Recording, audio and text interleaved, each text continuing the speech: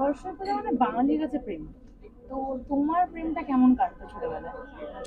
আমি খুব ছোটবেলায় প্রেম করেছি, তো আমার পালিয়ে পালিয়ে প্রেম হয়েছে, মানে কারণ অবভিয়াসলি বাবা মা তখন ছোটবেলায় স্কুলের প্রেম কি করে। অ্যাকচুয়ালি আমার ফার্স্ট রিলেশনশিপ কিন্তু আমার সরস্বতী পুজোয়, মানে আমার যে ফার্স্ট সম্পর্ক যেটা লং ডিস্টেন্স ছিল, আমার প্রথম দেখা পাড়াতে সরস্বতী পুজো ভিজিট করতে গিয়ে। তো অবভিয়াসলি সেটা আমার কাছে সবসময় মেমোরেবল। তো সরস্বতী পূজা একসাথে পুষ্পাঞ্জলি দেওয়া হয়েছে কখনো, লং ডিস্টেন্স যেহেতু বলছো? না গো, মানে ঘোরা হয়েছে ওই পাশাপাশি গ্রুপের সাথে, কিন্তু পুষ্পাঞ্জলি দেওয়া হয়নি। আচ্ছা, ছোটবেলায় কতগুলো গ্রিন কার্ড পেয়েছো? প্রচুর।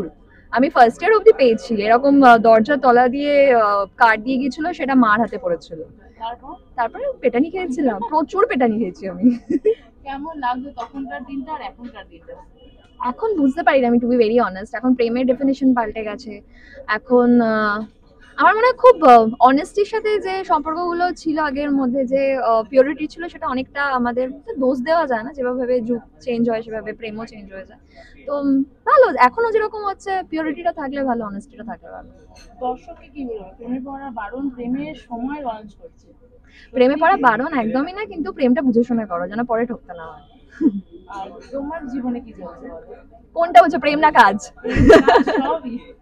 প্রেমটা আমি কোনোদিনই বলি না, যে আমার মনে হয় যতক্ষণ না তোমার বিয়ে হচ্ছে ততক্ষণ ব্যাপারটা একটু সিক্রেট থাকাই ভালো।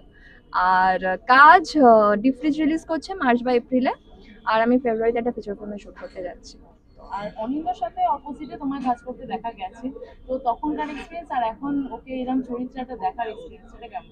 খুবই ভালো, অনিন্দাকে খুব ভালো লাগছে, ভীষণ ডিফারেন্ট লাগছে, ও খুব ভালো অ্যাক্টর, আর আমি চাই অডিয়েন্স ওকে যে কোনো চরিত্রে যে কোনো ভাবে অ্যাকসেপ্ট করুক।